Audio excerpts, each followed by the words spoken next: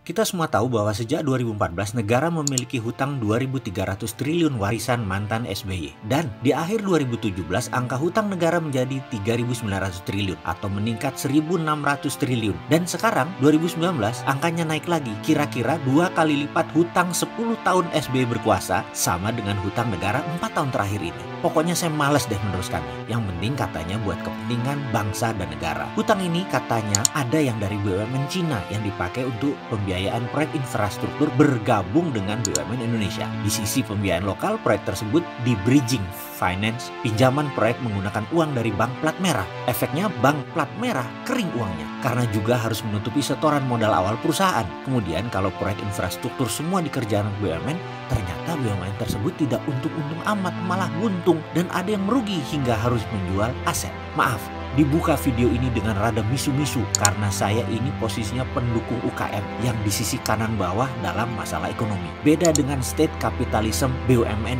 yang kiri atas, berbisnis menggunakan kekuatan negara. Kita seberang-seberangan. Saya juga gerah dengan tingkah pola BUMN yang direksinya gajinya gede-gede banget dan isinya BUMN sering dikeruk pejabat dan politikus senayan. Yang benar-benar kerja buat negara itu sedikit. Karena itu saya juga mohon maaf kalau 2 tahun lebih saya mengkritik infrastruktur yang menurut saya banyak salah desain, salah bangun karena terburu-buru. Di sisi lain, hal ini membuat saya dihujat sebagai tidak NKRI karena tidak setuju infrastruktur. Kok begitu ya? Jauh bener nuduhnya. Sekali lagi saya katakan, saya tidak setuju cara membangunnya yang memakai hutang, memakai teknologi Cina dan memakai orang Tiongkok. Clear saya mengatakan, berimbas ke sektor pembiayaan lain karena bank sesungguhnya adalah urat nadi ekonomi. Sektor kredit jadi turun rendah, growth-nya hanya 5%. Sektor industri yang biasa di atas pertumbuhan nasional untuk pertama kali dalam waktu yang lama, industri tumbuh di bawah pertumbuhan nasional. Karena itu saya melihat faktor ekonomi ini sebagai ancaman nasional atau nation threat. Saya jabarkan latar belakang dalil threat yang saya pakai. Saya pakai teori Lloyd yang rumusnya T sama dengan I kali C kali C kali V.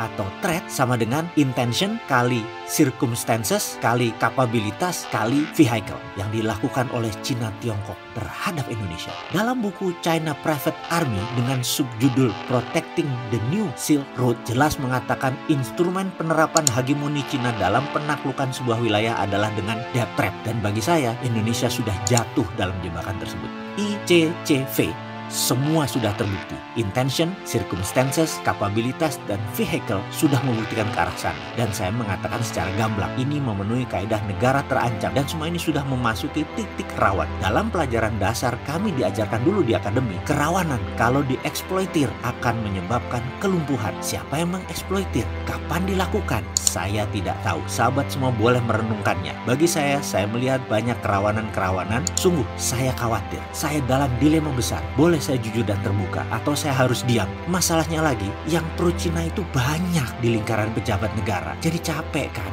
Karena dianggap pembicaraan kita ini mengancam mereka. Tidak, ini demi negara. Sekali lagi, karena itu rasanya tahun depan efeknya ekonomi Indonesia akan melakukan tight money policy. Uang ketat.